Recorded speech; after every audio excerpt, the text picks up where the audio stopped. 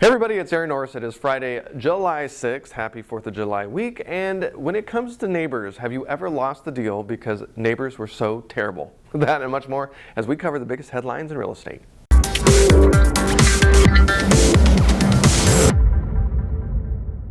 Don't miss the radio show and podcast this week. We've got Doug Van Soest. He is a real estate investor based here in Southern California, and he talks about the business, how he and his wife got into the business of flipping houses and buying rentals, mailers, success and mailers, and how it's changed over the years and how his business has changed over the years. So if you're looking to get started in real estate and maybe your business is evolving, you're going to love this radio show for this week, so don't miss it. Spending on construction increased in June by 0.4% month over month and 4.5% year over year. CoreLogic reported home prices increased 7.1% year over year and 1.1% month over month in May. The June jobs report is out and unemployment is up slightly to 4%, but not because of why you might think.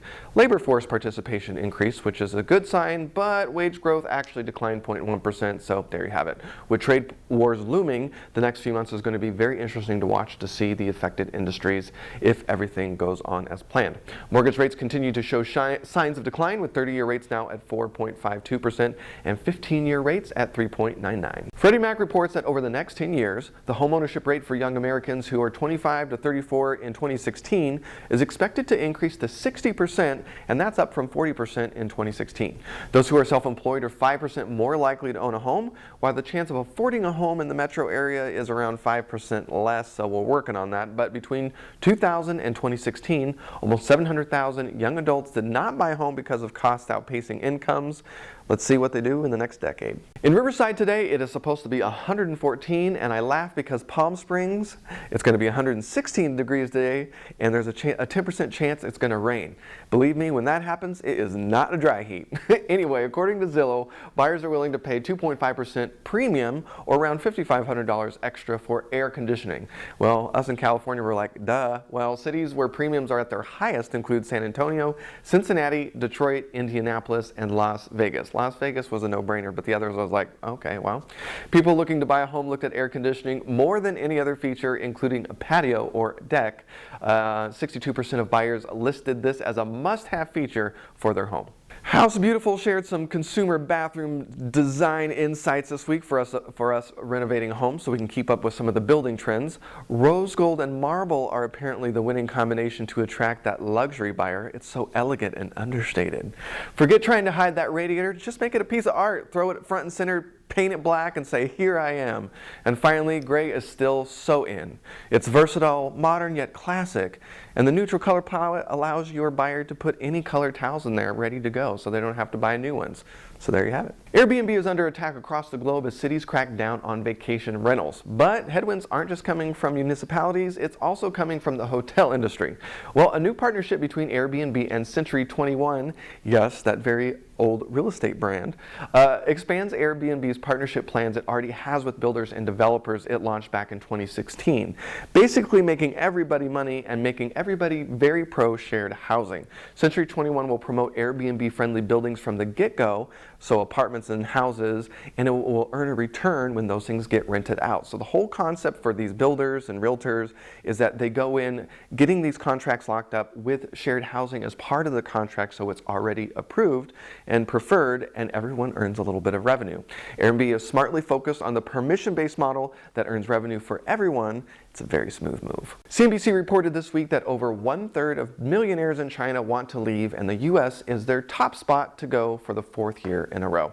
Other top cities include the UK, Ireland, and Canada, and they round out the top 4. The cities in the U.S. that they're likely to go to: Los Angeles, New York, Boston, and San Francisco. So this was a survey of, I think, around 240 people. And the data was based on a report by Huron Research Institute, and these millionaires were on average worth around $4.5 million. Top reasons they are wanting to leave the country are better education opportunities, getting away from the pollution, and of course, escaping the strict government. A recent survey by Port shows that the worst neighbors are nosy neighbors. You know, the kind that peer into your yard or get a little too personal at the mailbox. Other annoyances include being too loud, not picking up after their pets, and parking in somebody's designated spot. I wasn't asked to take the survey, so I need to add a few. We're going to say cutting down or trimming your trees without asking you.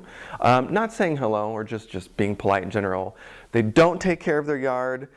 And I don't know why I have such a weird aversion to this, but littering. Littering is the absolute worst thing you can do and just means that you're a horrible human being. However, for the story, I want to know stories about how you lost deals because of horrible neighbors, whether it was dogs, whether it was just somebody who was super nasty. I just can't wait to hear about it. If you're on YouTube, please leave a comment below and don't forget to like the video and subscribe to the channel so you don't miss a beat. If you're on Facebook, please don't forget to not only like the Norris Group page, but don't forget to add us to your See First list and with notifications on. Leave your comments below the video. And if we miss something, share the story on our comment sections on either YouTube or Facebook, and we'll make sure to include it on our blog at thenorrisgroup.com/blog. We would love to see you out and about this month. July 9th, we'll be doing Stay Put or Cash Out at LA South RIA on a Monday. Think Realty, we're going to be up in Irvine, so check us out. I will be speaking, moderating a panel, and Bruce will be the lunchtime speaker that day. August 7th, Stay Put or Cash Out with LA RIA. And September 8th is Cashing In on a Boom. We'll start releasing a little bit more information starting next week.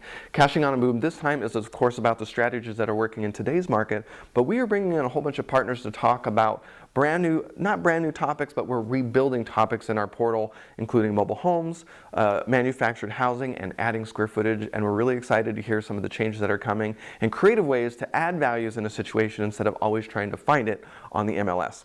For more information on hard money lending, including fix and flip, buy and hold, and new construction, check out thenorrisgroup.com. In California, our rental rate starts at just 6.9%. And yes, we are lending in Florida, so check it out on thenorrisgroup.com. For more information on note investing passively, check out tngtrustdeeds.com. With that, have a fantastic weekend, and we'll see you next week.